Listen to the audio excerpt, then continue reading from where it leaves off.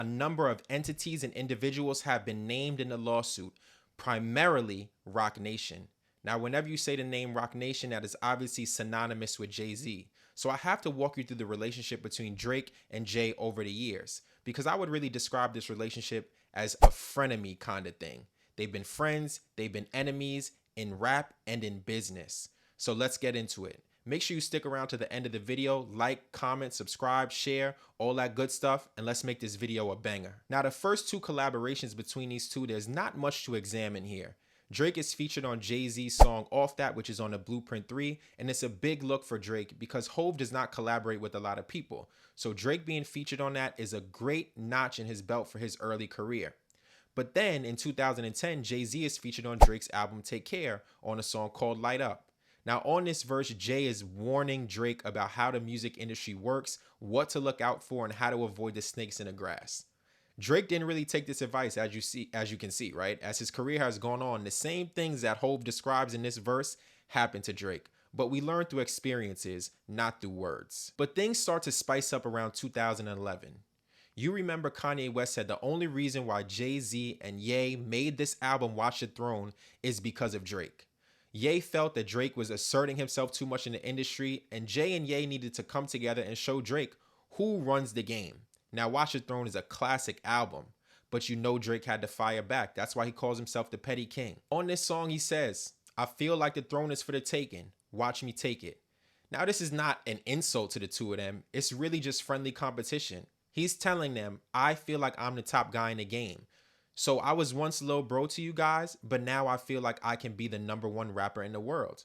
Now, what's important to remember is Jay-Z doesn't represent just an artist, not just the best MC ever. Jay-Z represents business. And a lot of artists look to him to see how they can transition themselves after the prime of their careers and dropping albums into a conglomerate. One that controls multiple business entities, is a billionaire, and is respected in multiple walks of life. Jay will always be big bro to the other rappers because no one has done it better than him. The only person comparable is really Diddy, but Diddy didn't do it as good as Jay in the musical world because Diddy's not a rapper and he's not a writer. And then when it came to business, it was a competition, but we can all see how things worked out for Puff in the end. Right now, I think we would all rather be Jay-Z, who's a free man, than be Puff, who's still sitting in a federal prison. But the business issues really step up in 2015. When Jay-Z purchases Tidal, he brings along a bunch of artists with him and says, sign up with this streaming service, we can do exclusive deals, and I will give you equity in the company. Jay-Z positioned this as an opportunity for artists to have ownership in an industry where they have been shunned and cheated out of their money over the years. This seemed like a great idea, but he needed everyone to be on board because you're more powerful together than you are apart. But if you remember this meeting, Drake was nowhere to be found.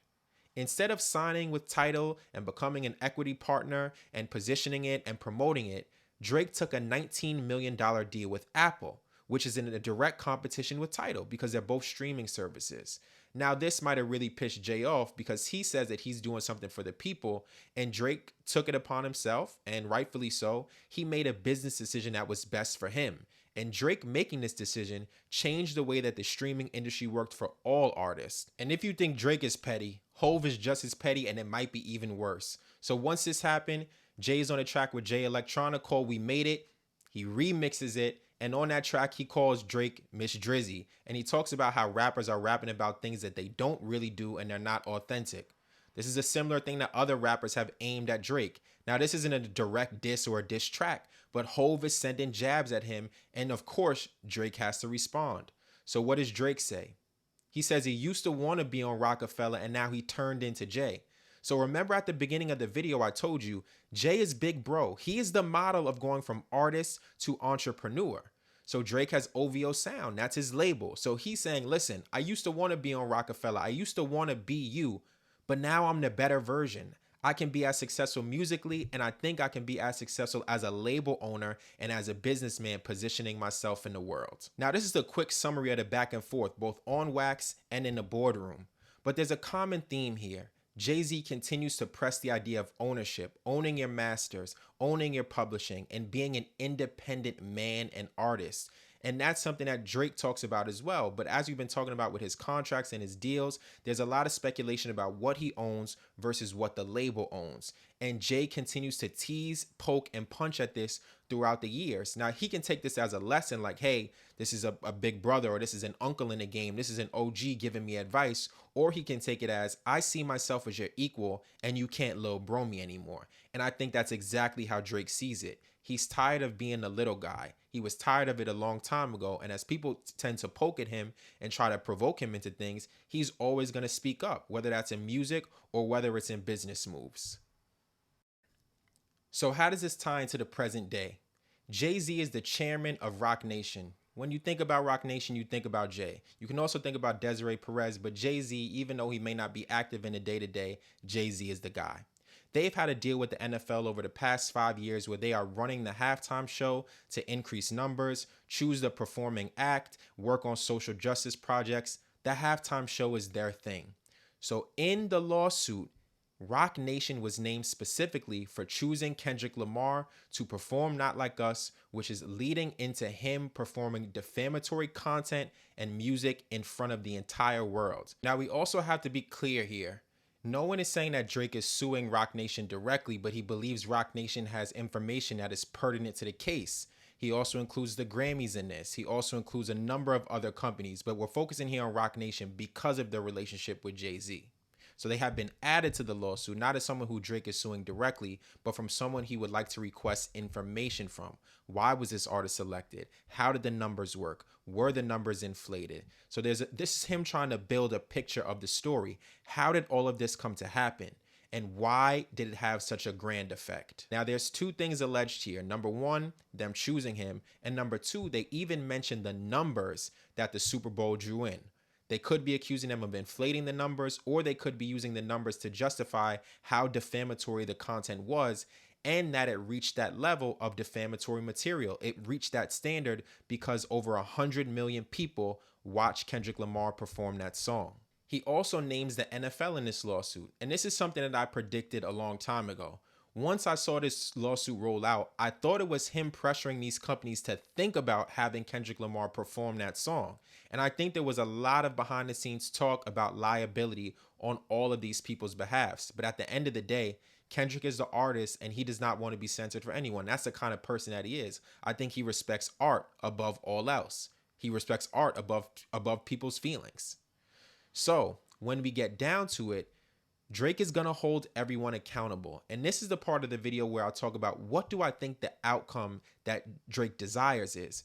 Because I don't think it's money anymore. If it was just money, I think this maybe could have been settled a long time ago. What I think he wants to do is make everyone feel pain. Now, you can feel pain in a few different ways, whether it's in lawyer fees, whether it's through litigation, whether it's through burned bridges and relationships that can never be mended. And I think Drake is at that point where he feels he can burn it all down.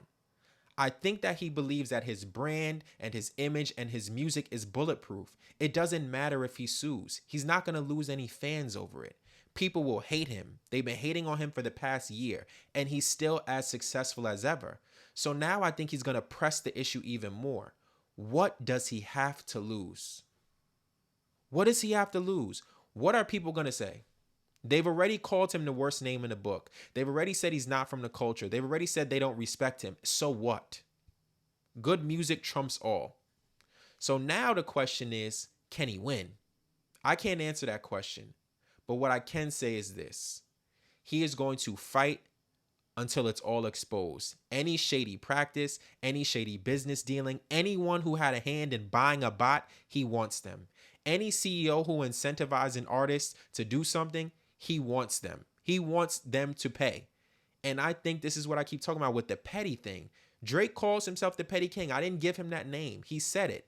He said the things I'll do to protect my name are unsettling. On Omerta, that's like one of my favorite Drake songs. So we have to look at this and say, hey, it doesn't matter what the trolls say. It doesn't matter what the bots say. It doesn't matter what anyone says. He is willing to defend his name and go after everyone who is involved. And this is, of course, me expressing my opinion. This is not a statement of fact. I'm not saying this is 100% what's going to happen or how he feels. But this is what I see. I see someone who wants revenge. And Drake has never been shy in saying that. Summer 16, looking for revenge. Like, he won't stop until it's exposed to the world. And maybe it will settle and there will be some monetary payments. I think that's definitely a possibility. But what I really see here is that the play is bigger than money. The play might be to have people removed from their positions. The play might be to have contracts exposed, and maybe to expose liars, as we've seen in Iceman with the Pinocchio character. That's just what I see, and that's how I call it. You let me know what you think in the comments. Is Drake pushing this too far? Can he defeat Roc Nation? Because Roc Nation's lawyers, Alex Spiro is no joke. So does Drake have the legal team to battle it out with the NFL and battle it out with Roc Nation? He's naming so many people in here. Can he win? I don't know. I don't know. I think this is going to get settled before we really get any information. But what I've seen so far shows that his lawyers are ready to fight and they're not backing down from anyone. Like, comment, subscribe, share the video. Let me know what you think, and let's continue to build this channel.